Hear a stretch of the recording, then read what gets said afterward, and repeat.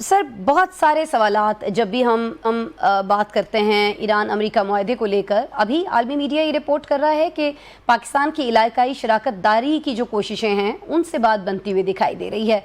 जंगबंदी में तौसीक के हवाले से बहुत सारी खबरें सामने आ रही हैं, लेकिन सर ये खबरें गुज़श्ता कुछ महीनों से आ रही हैं। अब की दफ़ा इनमें कितनी सदाकत? देखिए, जितने भी जो इस जंग के शरीक हैं, खासतौर पे इजराइल, अमेरिका और ईरान, अब वो ये तीनों मुमालिक अब थक चुके हैं और चाहते हैं कि किसी तरीके से ये जंग जो है अब खत्म हो।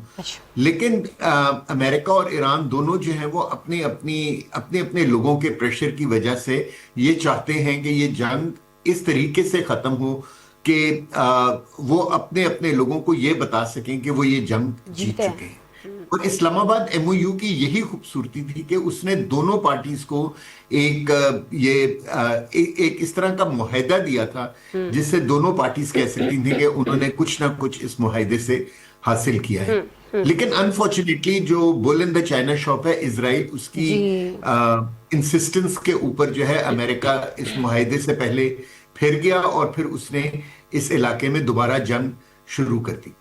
लेकिन अब उसको ये एहसास हो रहा है और उसके मेरे ख्याल कमांडर्स ने भी उसको बता दिया है कि वो जिस तरीके से अमेरिका ये जंग लड़ रहा है उस तरीके से कभी भी वो ये जंग जीत नहीं सकता।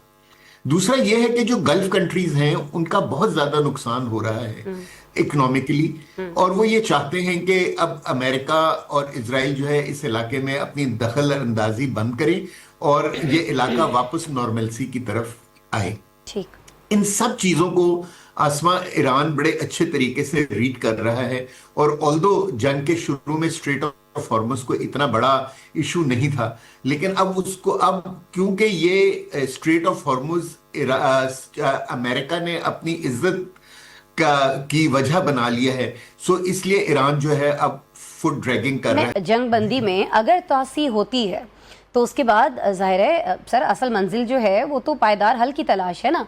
तो क्या इस हल की राह में अब तक जो सबसे बड़ी रुकावट रही है एटमी प्रोग्राम नहीं था, वो अपना हुर्मस था, तो क्या अभी भी उसको हम देखेंगे कि कहीं ना कहीं वो ट्रबल क्रिएट कर सकता है ये सारा मामला दोबारा से? सर देखिए, अगर आप इस्लामाबाद एमओयू आसमा उसको गौर से हम पढ़ें तो आप ये देखेंगे कि जो क्लॉज 5 है वो एग्जैक्टली यही बात कर रहा है जिसके ऊपर अब सारे मुमालिक काम कर रहे हैं। वो कहता है यानी कि क्लॉज 5 के तहत जो स्ट्रेट ऑफ हॉर्मुज के अंदर ट्रैफिक को बहाल करना ईरान की जिम्मेदारी थी with in 30 days, and with in 60 days उसने इस इलाके के मुमालिक खासतौर ओमान के साथ मिलके उसने एक ऐसा लहे अमल तैयार करना था जिसपे सारे मुमालिक सेटिस्फाइड। ये और अब देखें, जब अमेरिका बीच में पड़ा और थर्ड फेज ऑफ वॉर हुई तो आपने उसके अंदर देखा कि ये जो चीज हो रही थी इस्लामाबाद एमओयू के हिसाब से वो नहीं हो सकी, और आज सारे मुमालिक वही चीज कर रहे हैं। अब ये जो 6 नुकात ईरान ने दिए हैं जो नेशनल सिक्योरिटी काउंसिल की तरफ से अप्रूव होके अमेरिका को भेजे गए, उनमें से 5 नुकात तो एग्जैक्टली वही हैं जो इस्लामाबाद एमओयू में लिखे हुए हैं, ठीक है ना। सिर्फ एक नुक्ते का एडिशन किया गया है कि ईरान ने कहा है कि जी के अब सिर्फ ईरान थिएटर के अंदर जंग बंद नहीं होनी चाहिए, बल्कि हर वो थिएटर जो इस जंग से मुंसलिक है और इस जंग को फैलाने के लिए खोला गया था उसको भी बंद होना चाहिए। मीनिंग देयर बाय कि लेबनान में भी जंग बंद होनी चाहिए, गाजा में भी जंग बंद होनी चाहिए, या यमनीस के साथ भी जंग बंद होनी चाहिए, और इराकी मिलिशिया के ऊपर भी अटैक्स नहीं होने चाहिए। सो ये जो चीजें हैं ये अब अपने लॉजिकल जिसको कहते हैं ना डेस्टिनेशन के ऊपर पहुंच रही हैं, और यही सबसे मुश्किल काम है इस वक्त सालिसों का कि किस तरह सेना इन तीनों मुमालिक को, बल्कि मैं कहूंगा 2 मुमालिक को, अमेरिका और ईरान को एक ऐसे मुआहदे की तरफ लाया जाए कि इस्लामाबाद एमओयू की तरह एक इमीडिएट सोल्यूशन हो जाए, जैसे स्ट्रेट ऑफ हॉर्मुज खुल जाए और ब्लॉकेड खत्म हो जाए, और फिर कोई एक टाइम दिया जाए 30 डेज या 60 डेज जिसके अंदर एक तवील मुद्दती मुआहदा हो।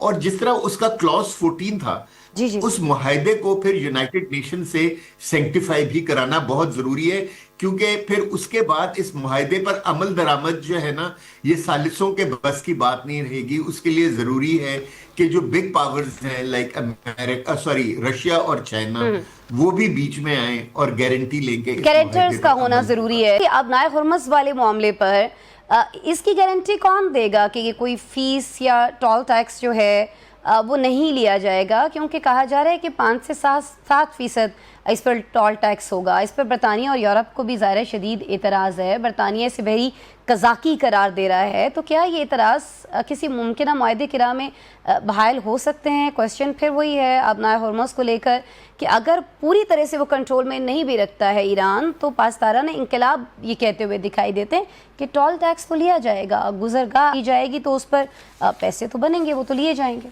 अस्मा, मेरे ख्याल जो ओमान ने सोल्यूशन दिया है वो काफी वर्केबल सोल्यूशन है। अच्छा। ऑल्दो के स्टेट लेवल के ऊपर तो कोई चीज बाहर नहीं आई है, लेकिन जिस तरह से खबरें बाहर निकली हैं, ओमान ने ये सोल्यूशन दिया है कि आप जो भी पैसे कार्गो शिप से चार्ज करना चाहते हैं उसको टोल टैक्स का नाम ना दें, उसको एक वॉलंटरी फंड या वॉलंटरी टैक्स का नाम दे दें।